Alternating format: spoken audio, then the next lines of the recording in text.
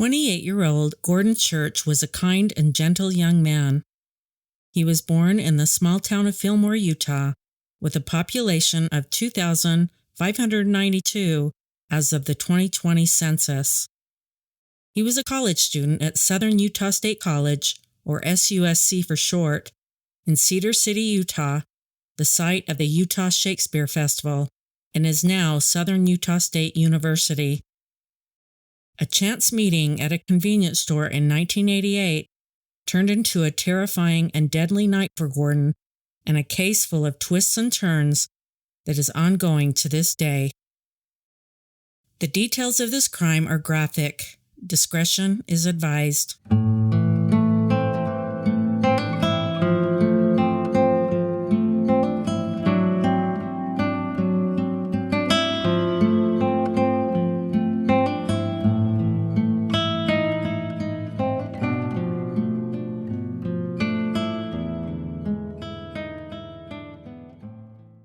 Today, we will return to my home state of Utah. I remember hearing about this case years ago, but I had no idea just how twisted and brutal it was until I read about it again recently.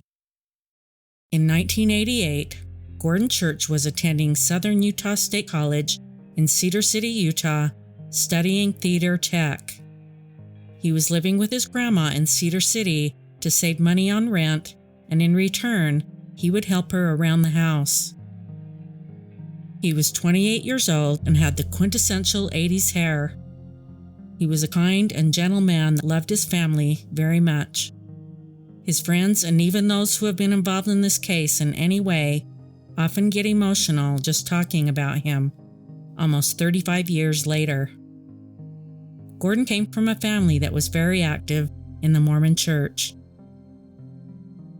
On November 23, 1988, Gordon needed to make a stop at the 7-Eleven in Cedar City to buy cigarettes before meeting some friends for dinner. On his way into the store, a conversation started between Gordon and Michael Anthony Archuleta and Lance Conway Wood, who had gone to the store to buy soft drinks for their whiskey.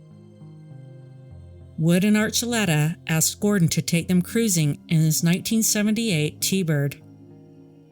Gordon drove them up and down Main Street and stopped at one time to speak to some women before driving to a secluded area up Cedar Canyon. What exactly happened next? Only Archuleta and Wood know. They each told varying versions about the events of that night and continue to do so. The following is the version that has been pieced together through research and the evidence gathered that night. Sometime during the car ride, Gordon let it be known to the two that he was gay. It was at this time that Archuleta and Wood decided to rob him. The three men got out of the car, and Archuleta leaned Gordon over the hood of his car and began to engage sex with him, but stopped. Wood would later say that Archuleta sexually assaulted Gordon by knife point. Another version is that Archuleta proceeded with this act with the use of a condom. When he was done, Archuleta asked Wood, who was standing by the trunk of the car, if he wanted any. Wood declined. Gordon was beaten and thrown to the ground and put in the trunk of the car, where he was bound with tire chains and a bungee cord. The men then drove to Millard County to a place called Dog Valley, approximately 80 miles away. One of Gordon's friends told the media that he hated tight spaces and rooms with no windows, so this must have been absolute torture for him. During the drive, Archuleta yelled at Gordon not to mess with the lights, although he would later claim he actually hollered to him to ask if he was all right. Once they arrived, Gordon was removed from the trunk. Not knowing what to do next, it was decided that they would attach cables to the other end being attached to the battery in an attempt to electrocute him. At some point, Archuleta cut Gordon's throat again, the two cuts now forming an X. He was then beaten and sexually assaulted with a tire iron and a tire jack. Archuleta and Wood then dragged his body under a tree and covered it with branches, sweeping the path back to the car of any footprints. The two men fled the area in Gordon's car and drove north to Salt Lake City, about a 167-mile drive. The car was left abandoned in the lot of an apartment complex where Archuleta's brother lived. They went to a friend's apartment and she noticed that their clothes were caked in blood. They told her that they had just been rabbit hunting. The two headed to a thrift store, bought new clothes, dumped their bloody clothes in a drainage ditch, discarded the contents of Gordon's wallet, and hitchhiked back to Cedar City, stopping along the way to eat breakfast. 26-year-old Archuleta and 19-year-old Wood were recent parolees who knew each other from prison. They lived together in an apartment in Cedar City, along with their girlfriends, which was a parole violation. Both men were adopted, and each had been in trouble with the law. Archuleta was 5 when he was adopted. His biological mother was 16 years old when she had him. His adoptive parents and family members have described to the media the deplorable conditions he came from and the various behavioral issues he had growing up.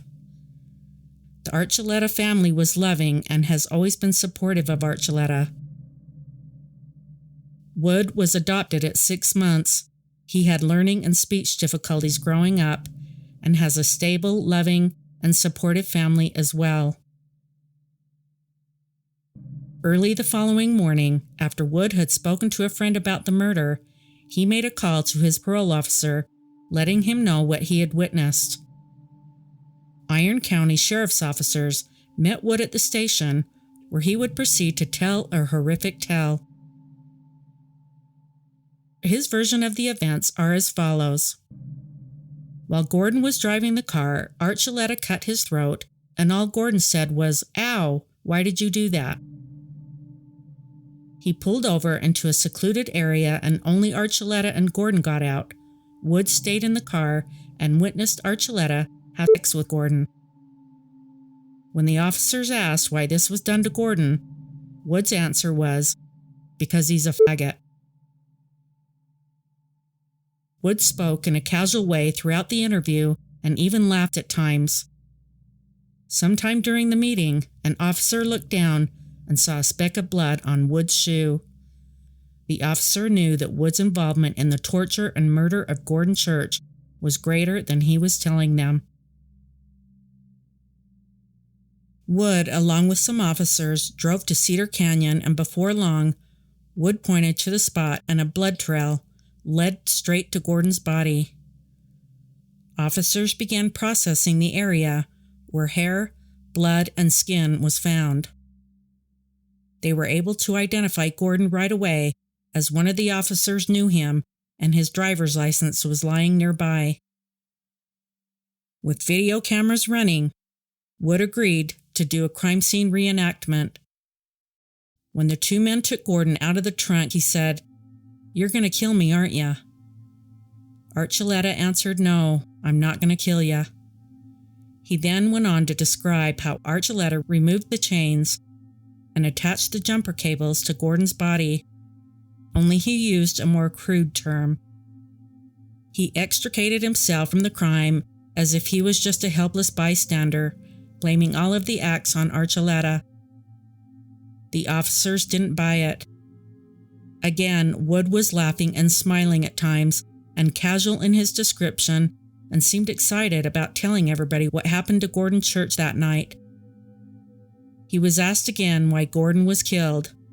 Wood's answer was, "Because he was queer."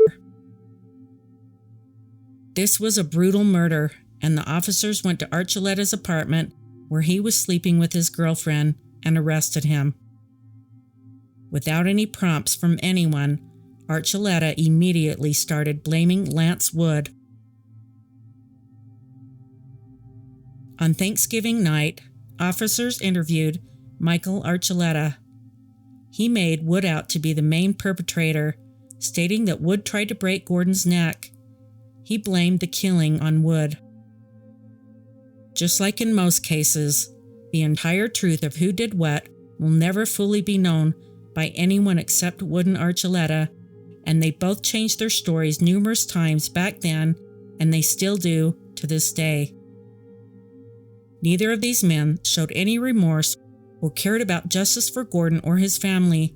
They only cared about what would happen to them. The important fact that remained, however, was that Wood and Archuleta were both involved in this brutal torture and murder of Gordon Church. The trial for Michael Anthony Archuleta began in December of 1989. He was charged with murder in the first degree, aggravated sexual assault, object rape, forcible sexual abuse, aggravated kidnapping, aggravated assault, and possession of a stolen vehicle. Opening statements described investigators finding Gordon's partially nude and mutilated body in a shallow grave covered in branches and dirt in Dog Valley. He had been gagged, and the tire chains were still wrapped around his body. His blood was found splattered all over his car, and his head was misshapen from his injuries. The medical examiner testified that Gordon was killed by injuries to the head and skull due to blunt force and internal injuries caused by the tire iron inserted into his rectum. The tire iron was kicked so far that it pierced his liver. After 6 days of testimony, Archuleta took the stand. He recounted the events of that night, breaking into sobs at one point. He described how he and Wood wrapped Gordon tightly in chains and locked him in the trunk of his own car. Archuleta even admitted torturing Gordon by attaching jumper cables to him and carrying his body to an area of trees once he was deceased. He told the court that he was not responsible for hitting Gordon with a tire jack. That was Wood, he said. Archuleta said that during the torture of Gordon, he was concerned about him. He also told the court that he had no intention to hurt Gordon that night.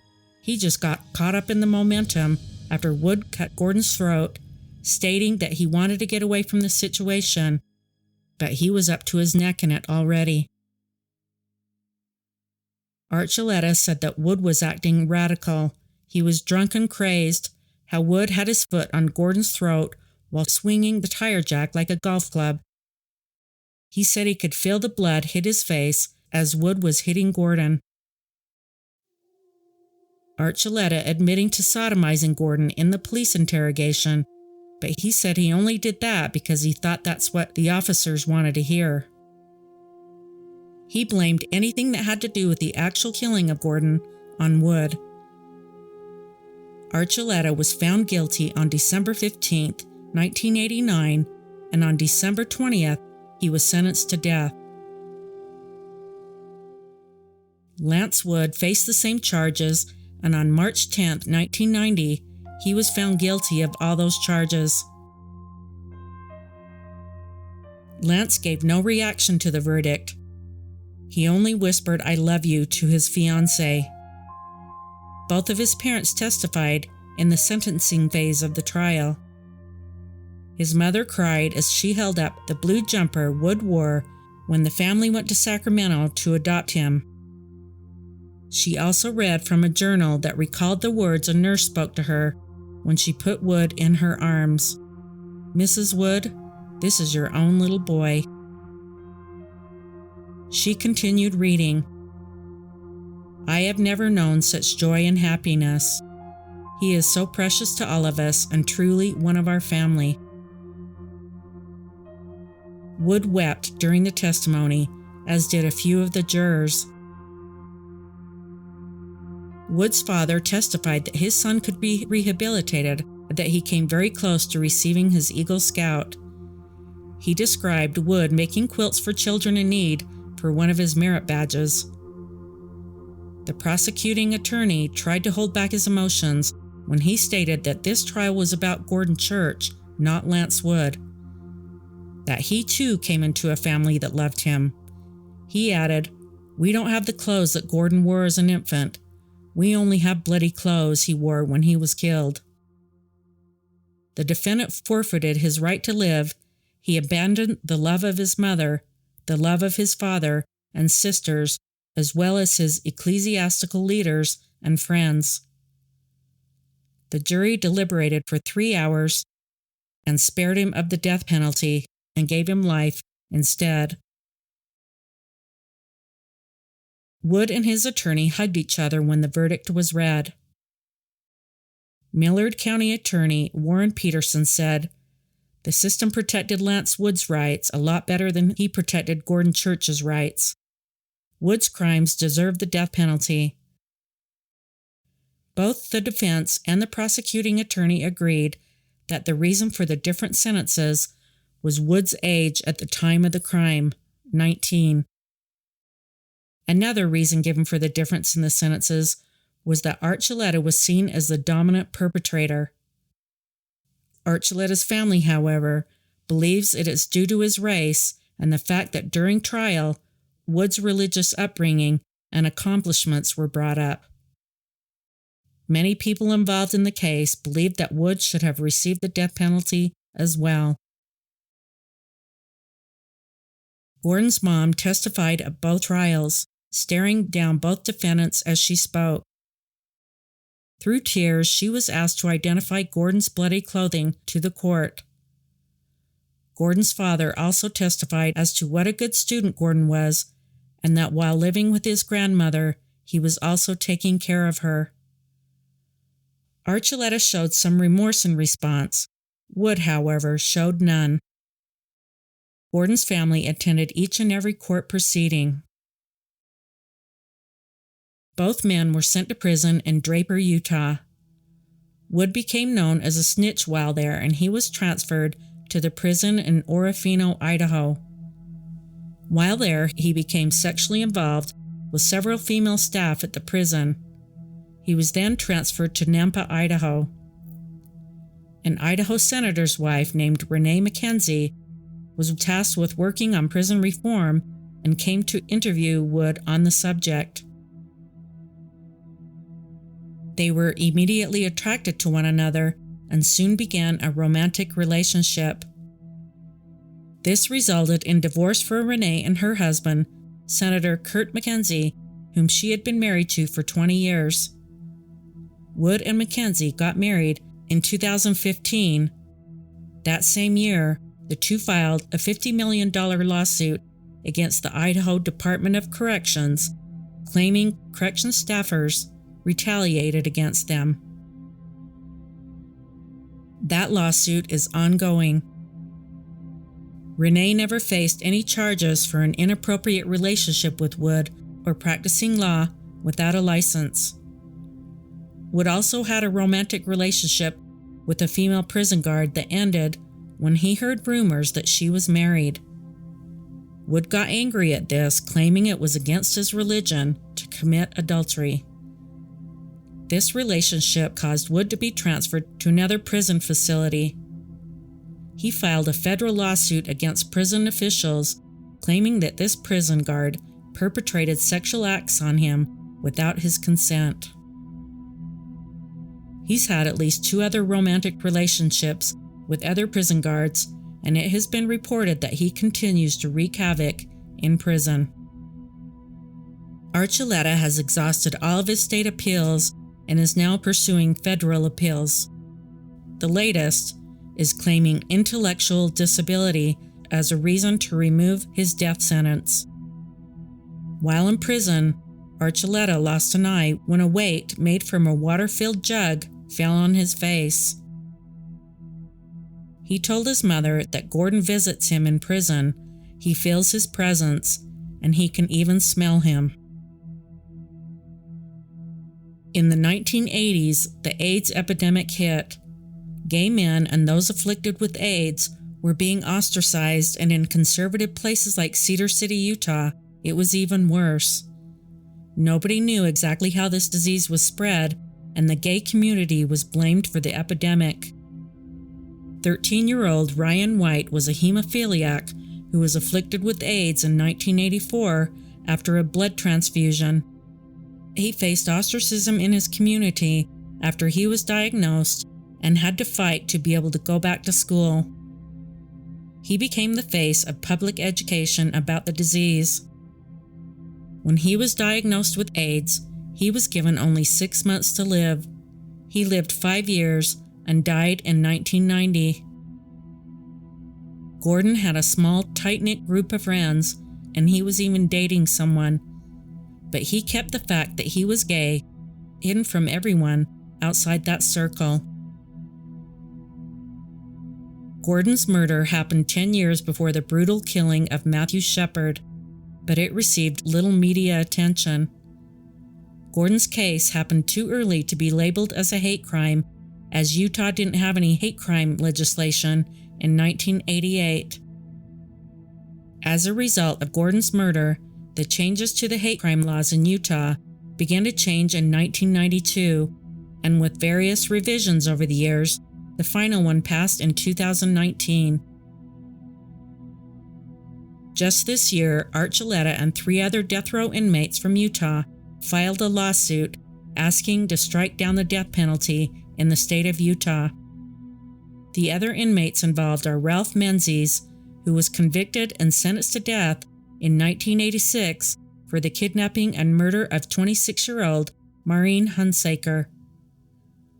Douglas Stewart Carter was on death row for 33 years for murdering a Provo, Utah police chief's aunt named Eva Olison. His death sentence was overturned in 2019, citing misconduct by witnesses and the police. Troy Kell was already serving a life sentence at Utah State Prison when in 1994, he stabbed another inmate, Larry Blackman, 67 times, while another inmate held him down. He was tried and sentenced to death for that crime. The death row inmate's attorney, Corey Talbot, said in a statement to Fox 13 News, "This lawsuit seeks to protect the rights of prisoners to be free from unnecessary pain at the hands of the government. Lethal injection is the primary method for execution in Utah. However, if the drugs aren't available, the method then turns to the firing squad." Ronnie Lee Gardner was the last inmate to die by firing squad in Utah on June 18, 2010. Gardner spent 25 years on death row for killing 36-year-old attorney Michael Burdell during an attempted escape from a courthouse in 1985.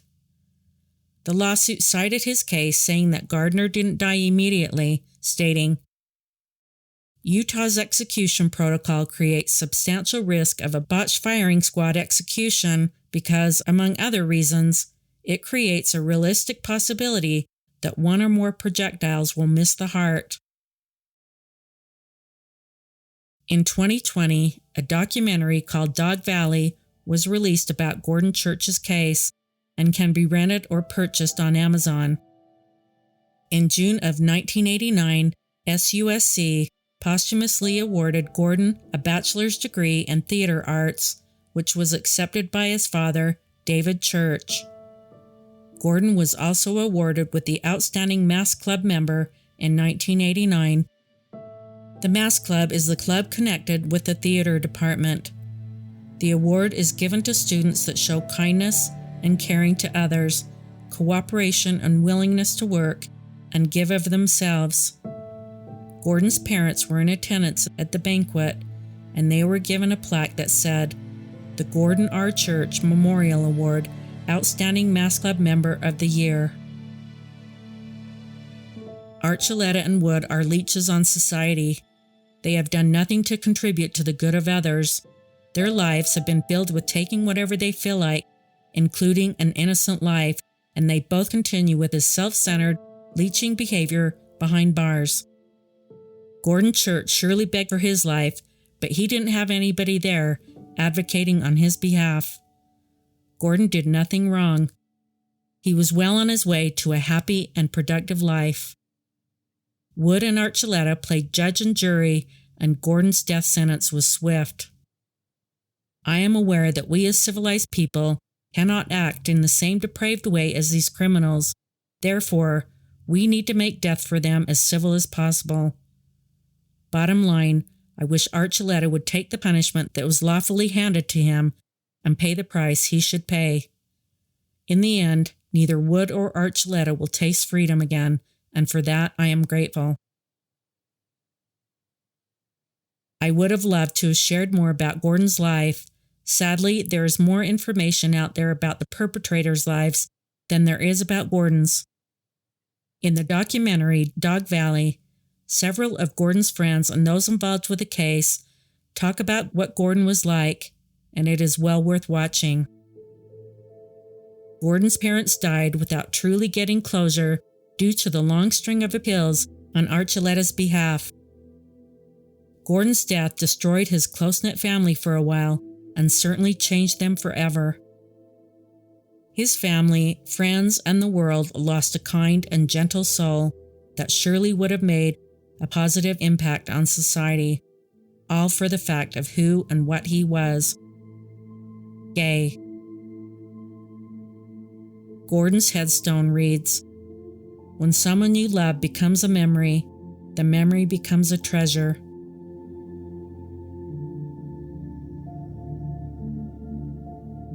Thank you for watching and listening, and until next time, take care.